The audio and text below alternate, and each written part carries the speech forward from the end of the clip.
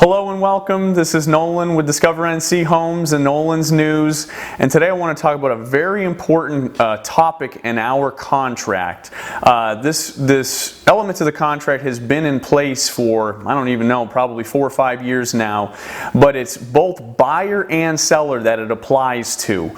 On page 11, under item number 12, or number 12, it states that either the buyer or the seller has an extra 14 days as long as they're moving towards closing in which to close the property.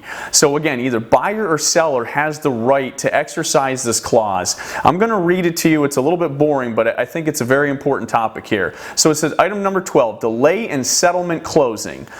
Absent agreement to the contrary in this contract or any subsequent modification thereto, if a party is unable to complete settlement by the settlement date but intends to complete the transaction and is acting in good faith and with reasonable diligence to proceed to the settlement date, the delaying party, and if the other party is ready, willing, and able to complete settlement on the settlement date, the non-delaying party, then the delaying party shall give as much notice as possible to the non-delaying party and closing attorney and shall be entitled to a delay in the settlement.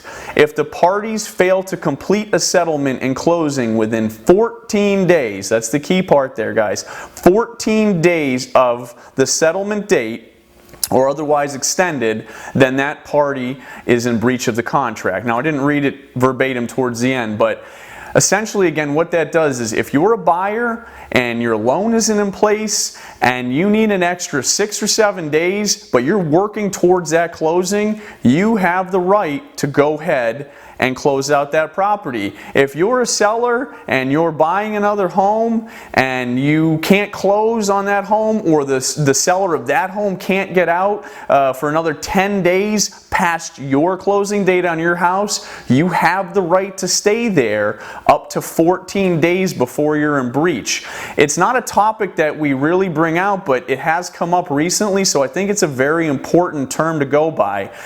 Just a few things with this. Always give the other party, if you can, as much notice as possible. No one likes to schedule a mover or be out and then have to have plans rearranged because they didn't know about it. But that 14 days is in there for the seller or the buyer in our North Carolina contracts. If you have any questions, please let me know. Thank you for having us. We'll see you soon.